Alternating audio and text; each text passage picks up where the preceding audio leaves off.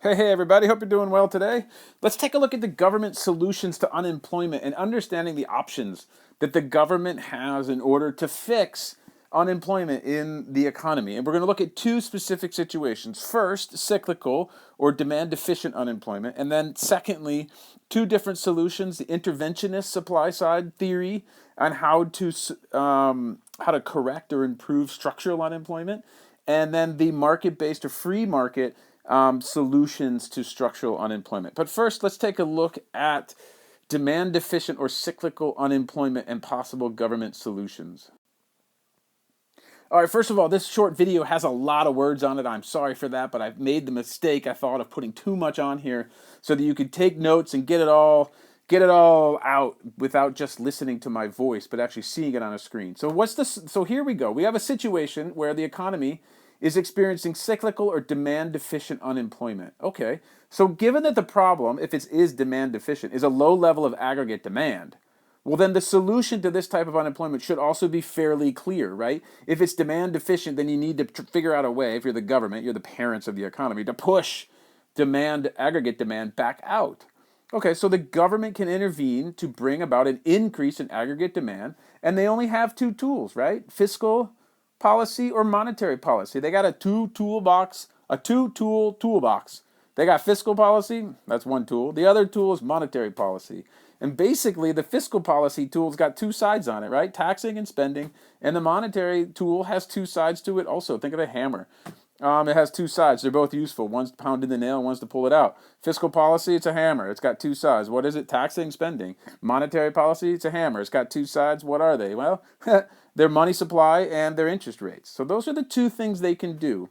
So the fiscal policy solution to demand deficient or cyclical unemployment would be as follows. Since the problem is caused by insufficient aggregate demand, the government could use fiscal policy by increasing aggregate demand itself through increased government spending. It could just spend its way out of the demand deficiency. It could also lower direct or indirect taxes to directly increase consumption by households and investment by firms. How are they going to do that? Well, if any time taxes go down on households or firms, those two entities tend to spend the money. So you can stimulate demand if you're from a fiscal policy perspective by cutting taxes. If you lower my tax rate by 10%, I got in effect 10 more percent money to spend in the economy, and people tend to spend it. Or, of course, the government could just start spending itself. How does it do that? A lot of ways. I always think of my easiest ways, like construction projects, right? Think about the Great Depression in the United States or something. They spent their way out of it. How? Oh, they built the Hoover Dam. They built Tennessee Valley Authority. They built hundreds, if not thousands, of dams all across the United States.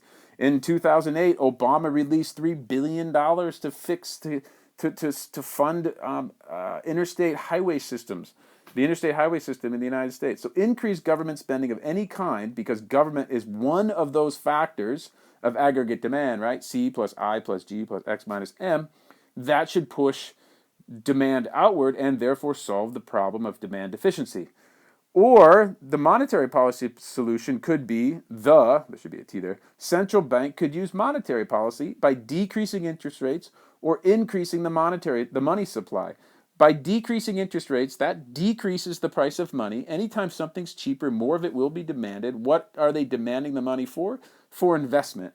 And if you think about 2008, until very recently, the interest rates in the United States, the base rate was like practically nothing, right? 0.1%, 0.25%, ridiculous. Money was practically free to borrow. Why did the government do that? Well, that's a monetary policy solution to a demand deficient unemployment that existed in the United States from 2008 until very recently. And that gives firms the ability to borrow money very cheaply. They build more stores, they hire more workers. All of a sudden, you have more people working, and therefore they're going to spend their way out of their own money to get out of the demand deficient situation, right? So, or they could increase the money supply. One of the main reasons they do this is by buying up government bonds off the market. They buy the bonds, right, with $100 bills. Say it's a $100 Treasury bond in the United States, for example, and the central bank will go out on the private market and actually buy up bonds. But what are they doing with the bonds? Nothing. Why are they buying them up? In order to infuse cash or money into the system so that there's more of it, which should make money flow more easily and therefore decrease the demand deficient unemployment rate. Okay? So those are two solutions to cyclical or demand deficient unemployment. Now let's take a look at structural unemployment. And there are two possible solution avenues or philosophies really in how to solve it. So we're going to look at solutions to structural unemployment, the interventionist policies. And the key here is to try to enhance from the interventionists. That means that these are people that believe that the government should get involved in the economy to solve a problem of structural unemployment, that they need to get to enhance the occupational mobility of people so that they become more able to take jobs. Remember, structural unemployment is when certain jobs or for whatever reason, certain skills or jobs become sort of obsolete. So what can the government do to lower that? Well, they can do several things. Number one, an education system. They can create adult training programs. They can subsidize things. They can provide tax breaks or create apprenticeship programs. All of these will enable people to have more occupational mobility. And what that means is basically that anytime you have a more educated society, they're more capable of doing different things. A more highly educated person is more capable of transforming themselves into something else. If you are a college educated executive at a company, an airline company, and then all of a sudden you lose your job, you can pretty quickly change your skill set to become maybe an executive at an accounting firm, right? Because maybe the airline industry's got squeezed, but the accounting firms are thriving and you get a job there. Well, because you have this occupational mobility, you can do that. Well, the more well educated people are, the easier it is to do that. So they could fund interventionists. The government gets involved in the marketplace, intervenes in the marketplace, and a long-term solution involves an education system that dreams people, that dreams people to become more occupational, to be more occupationally flexible. There's some typos in there. Forgive me for that. That's terrible. Basically, an education system enables people to be more occupationally flexible. Okay, adult training programs. Another strategy to improve occupational mobility involves government spending on adult retraining programs to help people acquire the necessary skills to match available jobs. Another solution, subsidies. The government could give subsidies to firms that provide training to their workers. And that's a pretty good solution, right? They're getting involved, but they're enabling people to be educated on the workforce and subsidizing the firms that do that. The government could provide tax breaks. If jobs exist in other parts of the country, a government might provide subsidies for tax breaks to encourage people to move to those areas, thus enhancing their geographic mobility.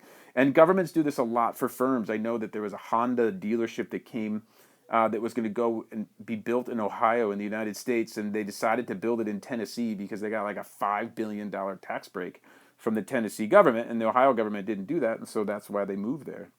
Apprenticeship programs. Governments can also support apprenticeship programs that potential workers can acquire the skills needed in the labor force. Okay, all of this obviously involves what?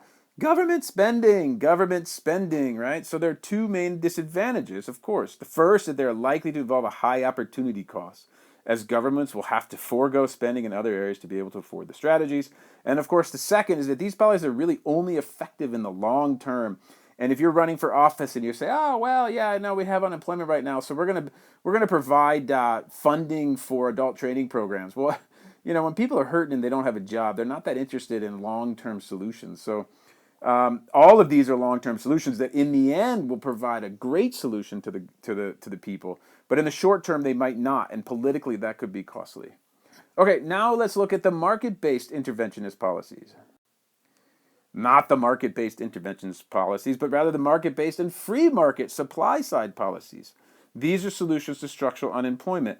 What are the deals? What's the deal here? Well, these are the philosophers of economists who believe that you leave the market to itself. It will fix itself, and ultimately, what happens in the free market? It allocates resources better than anything else. So yeah, structural unemployment might be bad. There might be some people losing and hurting right now, losing their jobs and hurting right now.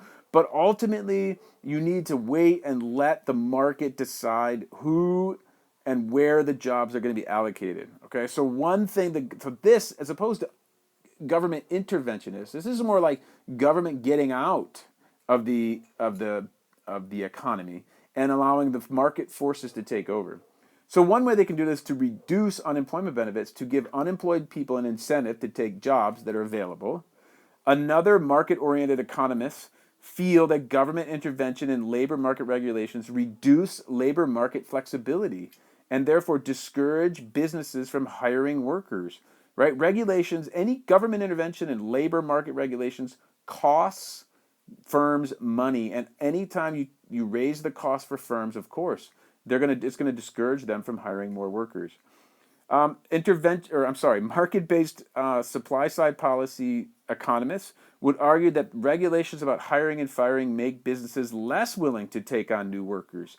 So they would argue in favor of the regulation of labor markets, in favor of the deregulation of labor markets, okay? But here's some burdens to this. I mean, that sounds all good and fine, of course, but there's some major burdens, and usually the burdens, of course, we're going to fall on the little people, and I mean by the little people, like the workers, right? First, people who lose their unemployment benefits will have lower standards of living, and so such a policy can be said to increase inequity in the economy. Second, it can be assumed that the labor market regulations are in place to protect workers from unfair treatment. So they're being fired without cause. So anytime you take away regulations, you have to assume that those regulations are in place to protect people from getting fired for unfair reasons.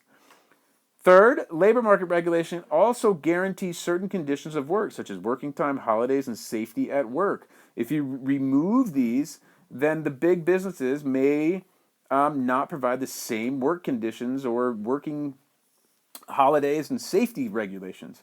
And fourth, if there is a labor market deregulation, it would not be surprising to find worse working conditions for labor. And so, although unemployment might fall, it might actually work in that structural unemployment will decrease. So although unemployment might fall, the economy's output might rise, there might be a high cost for workers themselves. And this, of course, can contribute to inequity in the economy, where the benefits of higher economic growth are not shared by all. Okay, so that was a lot of words, not a lot of pictures, but listen, these are super valuable pieces of information that you need to have in your head in order, especially in the evaluation portion of, say, a paper 1 in macroeconomics. Solutions to structural unemployment, market-based or free market supply-side policies, interventionist policies, solutions to demand-deficient or cyclical unemployment. You've got to be armed with these things, and you really need to pick 3 of these solutions and their problems and have them in your mind, because this is invaluable to you in understanding unemployment. All right, I hope you found this video to be helpful, and we'll talk to you in a bit.